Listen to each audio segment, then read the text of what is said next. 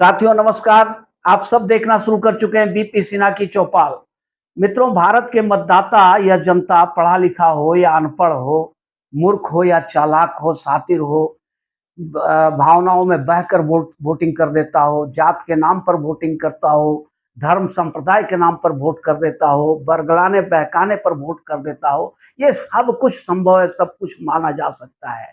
लेकिन जिन दो बातों पर भारत की जनता कंप्रोमाइज नहीं करती है, कभी भी माफ नहीं करती है, वो दो बातें हैं। पहली चीज है बदतमीजी और दूसरी चीज है राष्ट्र के विरोध में जो बातें कही गई हो।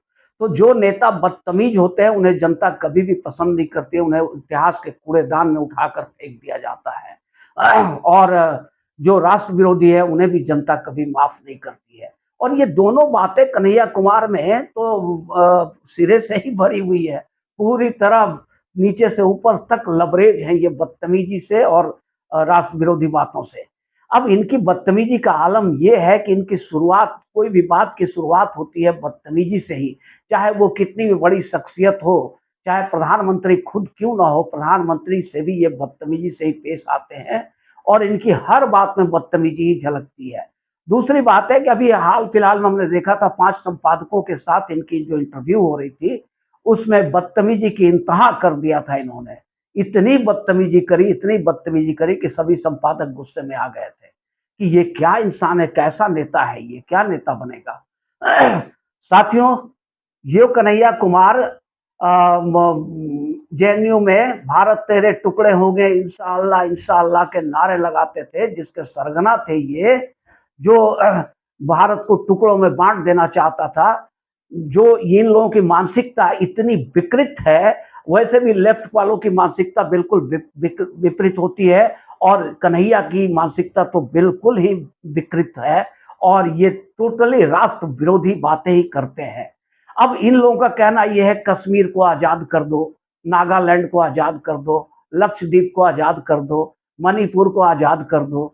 मतलब जो जो आजादी मांगता जाए उस सबको आजादी देते चले जाओ, ये कहना है इन लोगों का। सोच ऐसा है। अब ये सोच का परिणाम क्या होगा, जरा इन विकृत मानसिकता वाला, इन घृणित मानसिकता वाला लोगों से पूछा जाए कि भैया ऐसे अगर आजादी देते रहेंगे, ऐसे अगर इंडिपेंडेंट करते चले जाएंगे, तो एक एक जिला एक एक देश बन जाएगा हिंदुस्तान का। हर जिले में कोई ना कोई नेता पावरफुल होता है, वो अपने आप को उस जिले का मालिक समझने लगता है और वो समझता है कि वो सोचेगा यही कि अगर ये जिला देश बन जाए तो मैं इसका प्रधानमंत्री बन जाऊंगा, सर्वे सर्वा बन जाऊंगा। तो जिलावार स्वतंत्रता की मांग शुरू हो जाएगी, जिले के बाद फिर गांव पे आके अटक जाएगी। गांव का मुखिया जो है वो भी सोचेगा कि हम क्यों मुखिया बनकर रहे हैं, अब मैं इस गांव का मुखिया हूँ, गांव में मेरी चलती है, तो ये गांव को ही आजाद देश बना दिया जाए, मैं इसका प्रधानमंत्री बन जाऊं। ये ऐसी सोच के लोग हैं। ये कितनी घृणित, विभत्स और विकृत सोच वाले लोग हैं जिसकी कोई सीमा नहीं है। अब इसका परिणाम भी इन्हें मिलना शुरू हो गया है। जब ये जेएनयू में थे तो खूब मौज किया इन्होंने, लेकिन जैसे ही ये जेएनयू से बाहर आए और पहली बार मैदान जंग में उतरे, बेगूसराय जो इनका गृह जिला है, जहाँ ये पले बढ़े हैं, जहाँ ये खेले कूदे हैं और जहाँ के ये रहने वाले हैं, उस गृह जिला ने इन्हें ऐसा पटखनी दिया, ऐसी पटखनी दिया कि दोबारा उस तरफ देखने का भी हिम्मत नहीं जुटा पाए कन्हैया कुमार। वहां गिरिराज सिंह ने इन्हें 4 लाख वोटों से पटका था और ऐसा फटका दिया कि फिर ये भूल ही गए बेगूसराय का नाम। अब इन्हें दिल्ली से टिकट दिया गया है कांग्रेस के तरफ से। अब मित्रों, दिल्ली में बाहरी कैंडिडेट उतारा गया। दिल्ली में एक से एक कांग्रेस के नेता थे, अजय माकन, संदीप दीक्षित जैसे बड़े बड़े नेता थे, पर उन सब के ऊपर में इन लोगों को तरजीह दी गई, दो बाहरी नेताओं को। एक है कन्हैया कुमार और दूसरा है उदित राज। ये दोनों के दोनों बदतमीजी में पीएचडी किए हुए हैं, दोनों के दोनों बदतमीजी करते हैं। उदित राज का जब भी देखो आप टीवी डिबेट में, तो वो बदतमीजी करते ही नजर आएंगे, बदतमीजी से बात करते ही नजर आएंगे। तो ये दोनों के दोनों शख्सियत एक ही, और इन दोनों को कांग्रेस ने अपने पाले में लिया और दिल्ली से टिकट दे दिया। अब कांग्रेस के जो समर्पित कार्यकर्ता थे, जो नेता थे, जो सर्वमान्य नेता दिल्ली के हैं, संदीप दीक्षित है, अजय माकन है, ये लोग जो है, लवली है, ये सब लोग अब विद्रोह पर उतारू हो गए। कन्हैया कुमार के साथ जब मीटिंग की बात हुई, तो फिर उस मीटिंग में कन्हैया कुमार का परिचय मीटिंग हो रहा था लोकसभा इलेक्शन का। उस मीटिंग में इन्हें इतनी गालियाँ दी गई, इतनी भद्दी-भद्दी गालियाँ दी गई, धक्का-मुक्की किया गया और हो सकता है चाँटे भी पड़े हों पर कुछ वो बातें निकल कर सामने नहीं आई, इसलिए नहीं कहा जा सकता है। पर इन्हें सर पर दौड़ा दिया गया वहाँ से।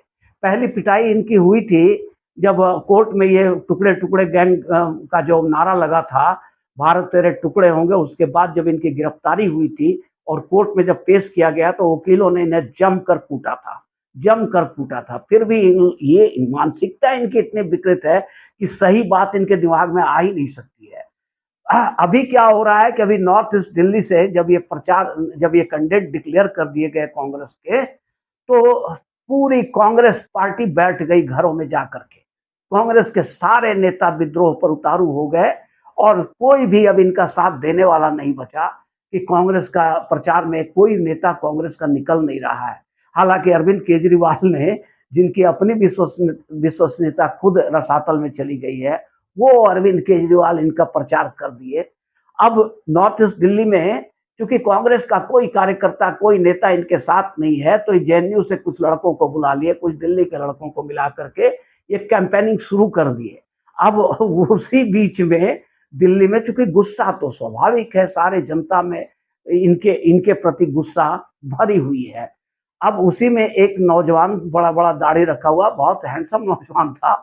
उसने नाम शायद दक्ष या ऐसे ही कुछ नाम था उसका। उसने माला पहनाया इनको, माला लेकर गया इनके पास में, ये अपना गर्दन बढ़ा दिए कि डालो माला खुशी-खुशी और माला डालकर इतनी रफ्तार से 5-7 थप्पड़ इन्हें लगाया कि इनके दाँत निकल के बाहर गिर गए।